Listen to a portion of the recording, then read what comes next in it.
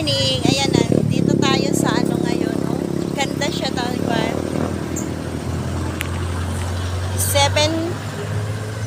7:30 pa lang dito sa Pilipinas. Ayan.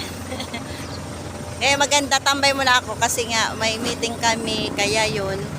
Dito muna ako. Tambay. Ayan. Ito yung public market na namin dito. Ayan. Yan. Public market ng Bacong, Sorsogon. Ayan. Parang banwa pa ng ano. Di ba ang municipal ay ano pa. Ayun. Yan siya oh. Yan. Paikot siya ng dagat guys. Di ba oh. Sa mga motor, ayan. 'Di ba ganda?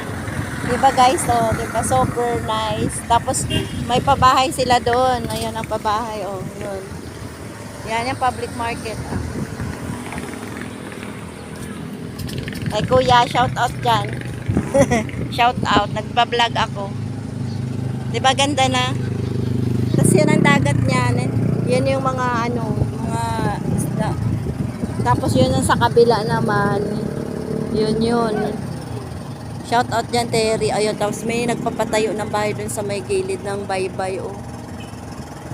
Pero alam mo, parang prone siya ng accident. Pero talaga naman, wala lang tayo kaalam kung ano ang maganda sa buhay ng tao, di ba? Ang Diyos lang ang nakakaalam sa ating buhay, kaya yun.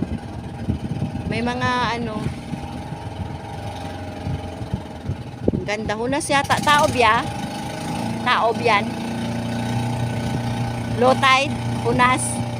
Hunas daw ngayon. Kaya yun. Punta tayo doon. Maglakad muna ako. Ayan siya. Ang pabahay na yun. Oh. Yun. Ang pabahay na yan. Diba? Ganda. Tapos ang bundok na yan. Oh. Tingnan nyo. Akala mo malapit lang yun siya. Pero malayo yan siya guys. Malapit mo yan ang public market. Ayan. Maglakad tayo dito.